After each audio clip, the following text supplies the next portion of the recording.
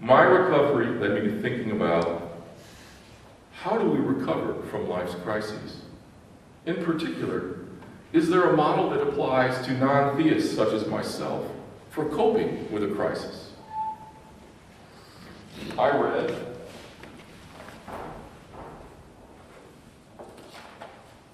a book called The Last Lecture by Randy Pausch. It was a bestseller, and it's about a professor of computer science who, facing his own death from cancer, writes about not facing death, but about the joy of living, of striving and connecting to others, and living a life of purpose and meaning, even when his life is short.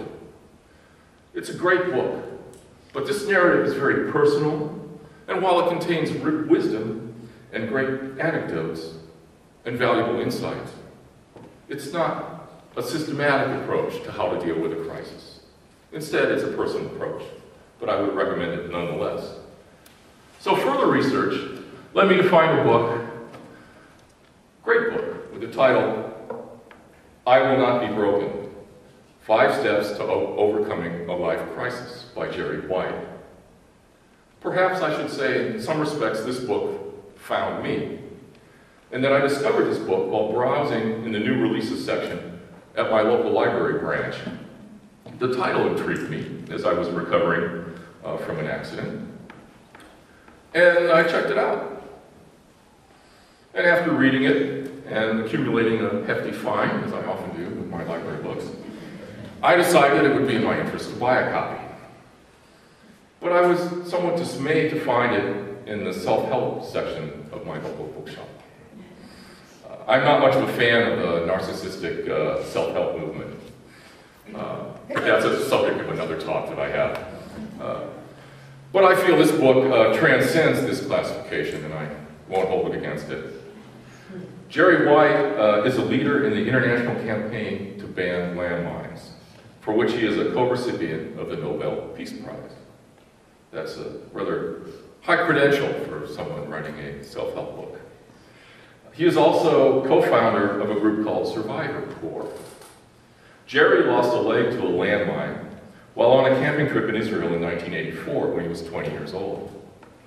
After this personal tragedy, he started with a question, why do bad things happen? He found that when he asked this question, he was answered by silence. So he thought, I'll change the question. He rephrased it and wrote, how, given that bad things happen, how do people absorb the blows and move through them? In seeking answers to this question, in talking to survivors who refuse to see themselves as victims, a model emerged. Jerry White's book is also filled with inspirational stories, examples of accommodation to what is. I can't share the whole book with you, but I can present what emerged from his conversations with others and from his own life experience, the 5 steps to overcoming a life crisis. Step 1 is face facts. One must first accept the harsh reality about suffering and loss, however brutal. This terrible thing has happened. It can't be changed. I can't rewind the clock. But my family and friends still need me. So now what? Step 2 is choose life. That is, I want to say yes to the future. I want my life to go on in a positive way. Seizing life, not surrendering to death or stagnation, requires letting go of resentments and looking forward, not back. It can be a daily decision.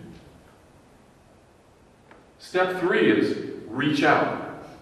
One must find peers, friends, and family to break the isolation and loneliness that come in the aftermath of a crisis. Seek empathy, not pity. Find other people who have been through something similar.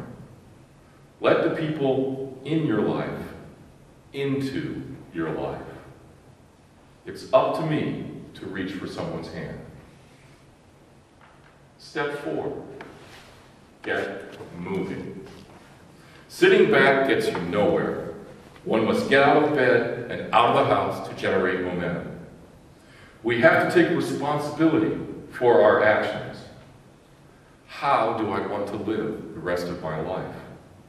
What steps can I take today? Step 5, give back. Thriving, not just surviving, requires the capacity to give again through service and acts of kindness. How can I be an asset to those around me and not a drain? Will I ever feel grateful again? Yes, and by sharing your experience and talents, you will inspire others to do the same. So the 5 steps are: face facts, choose life, reach out, get moving, and give back. Not a simple formula to apply. Instead, there are focus areas at different points in coping with a crisis, guideposts to get beyond it and find a new normal. I am fortunate that the permanent effects of my accident will be minimal. This made it easier for me to overcome the pitfalls of anger, resentment, and self-pity that are the natural human responses to such an experience. My accident provided me with an excellent excuse to spoil myself and buy a very, very spiffy, expensive new bicycle. And I resumed my bicycle commuting in February. I carried Jerry White's model with me, and his insights make sense to me. I really like that his last step is giving back. For giving back reminds me of the ethical culture idea that the way to develop our best selves is through helping others become their best selves. That our ethics of relationship is not inward, it's outward directed. And that to be an ethical relationship requires at least 2 people. The leader emeritus of the Baltimore Ethical Society, our good friend Fritz Williams, summed it up this way: I don't believe in God, I don't believe in souls, I don't believe in prayer, and I don't believe in life after death. But there are things I do believe in. I believe in connecting with our world and with life itself. I believe in participating in a caring and sharing community. And I believe in a life that is driven by a higher awareness of what a human life can be. I could not agree more with Fritz's statement. And I think that Randy Pausch and Jerry White would agree too. Thank you.